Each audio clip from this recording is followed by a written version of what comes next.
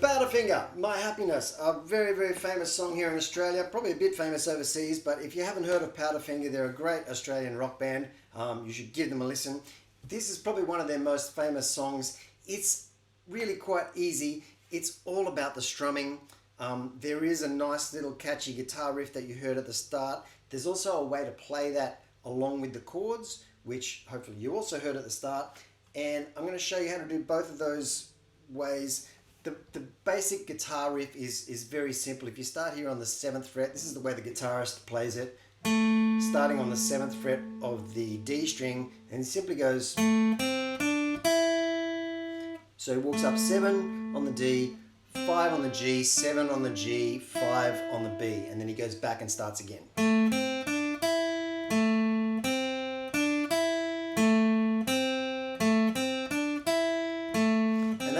That goes throughout a lot of the song. It sits underneath the start of the verses, the start of each kind of line that he sings, but you don't need to play that through the verses if you're strumming alone on a guitar. And the strumming is really where it's at for this song.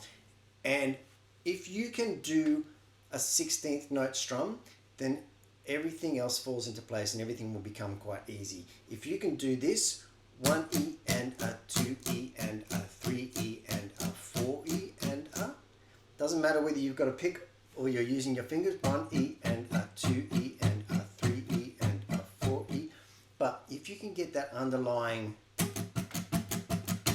beat, 1, 2, 3, 4, then all of these chords are very easy and the strumming kind of takes care of itself. What you do is you kind of accent different beats throughout that 16th note pattern.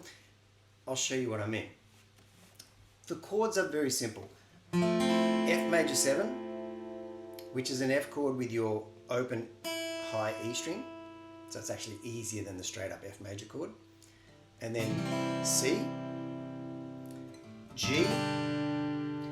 Then when we get to the chorus, well actually the pre-chorus goes E minor to A minor, a couple of times onto G, and then when we go to the chorus, it's a bar chord of F. Now you can play a normal F and you can play an F major 7 in this spot in the chorus, but the way the band plays it and the way that it kind of really sounds fullest is by playing an F major bar chord like that, which is, if you can play an E chord with those 3 fingers, slide it up 1 fret and get your first finger onto that first fret of the low E string. It doesn't even matter if you can't get these top strings clean yet, if you're new to bar chords, just play the bottom few strings and it sounds good. Let's start at the beginning. The way to do that riff, if you're playing it all on one guitar, I'll put up an extra tab, a separate tab for this if you want to do it this way, but it's basically those notes you can find down here, starting on the 2nd fret G string, 1st fret B string, 3rd fret, and then open E string. So they can all be found within our F major 7 chords and C chords. Start here. When you land on that high E string, that's when you play the F major 7 chord. So it's, and you come back to that note on the G string, and then land on the C. So it's,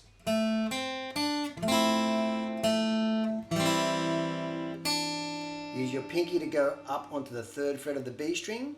Instead of going onto the full F major 7 chord, just pick that open E string. And the same with going down to that C chord. If you play that C note, the 1st fret of the B string, on its own, and then fall onto the C chord, get onto the C chord, that gives you just that extra little beat to get your chords clean.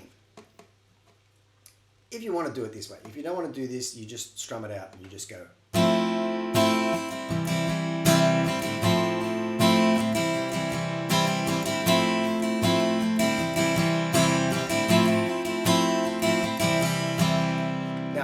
You're changing from F major 7 to C and you're strumming 16th notes. Now where you hear the accents in that strumming pattern is best if you actually use your ear, because I can tell you which accents to do,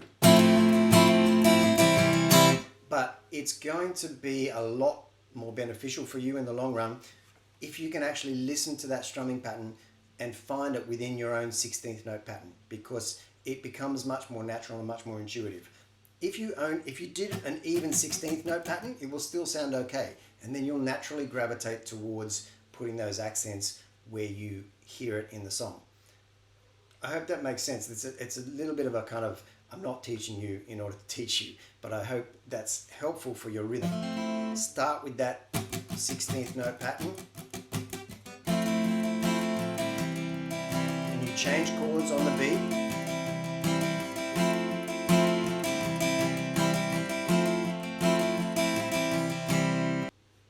That's your intro.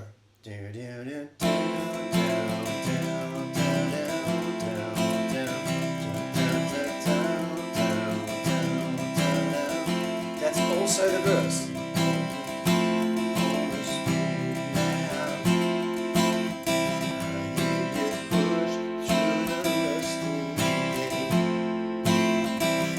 So you run through that first line of the verse, which is 4 bars. Just going F major 7 to C, F major 7 to C, F major 7 to C, F major 7 to C.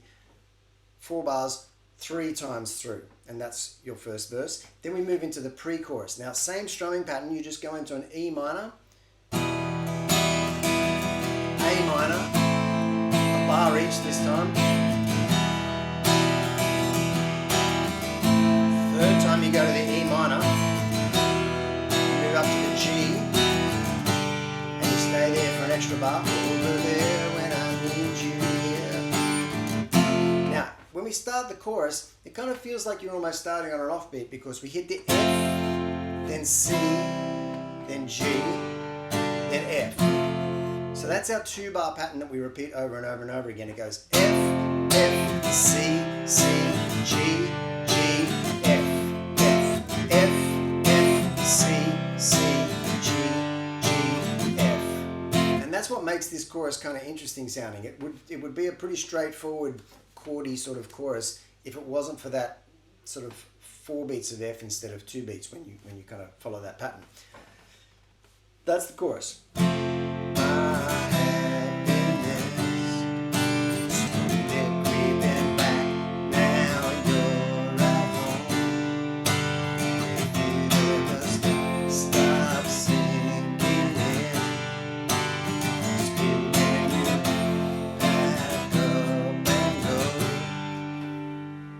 Go through that little 4-bar pattern 3 times, then on the 4th time through you're going F, C, straight to G, and you stay on G for 2 bars.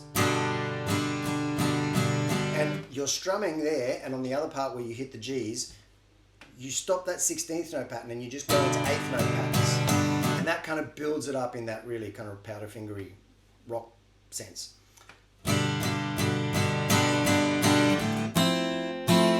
Back to the intro.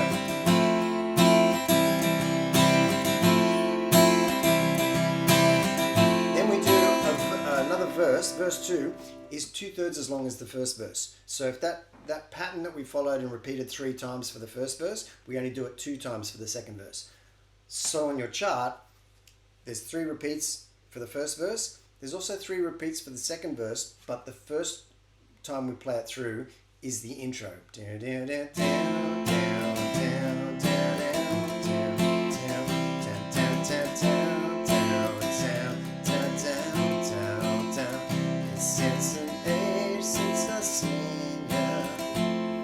Right? Go through that verse pattern 2 times for the verse, back into the pre-chorus, back into the chorus, it all follows a pretty basic and repetitive chord pattern throughout the rest of the song. And it's all there on your chart, mapped out as you can follow it through.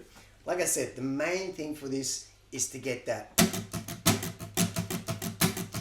And if you start with that, if you just mute your strings and you go 1E and a 2E and a 3E and a 4E, if you can hear this bum, bum, bum, bum, bum, bum, or bum, bum, bum, bum, bum, bum, any kind of accent that you can find, any kind of pattern that you can find within that 16th note thing, you lean on that and you kind of strum those a little bit harder, and the in-between strums, brush the strings really lightly.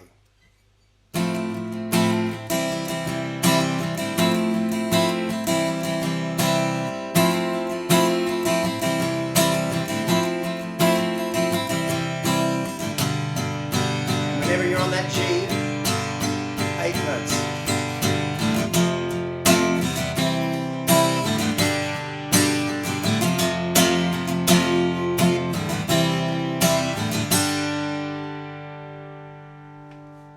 My Happiness, great song, really fun to play, lots of good strumming and lots of energy in that song.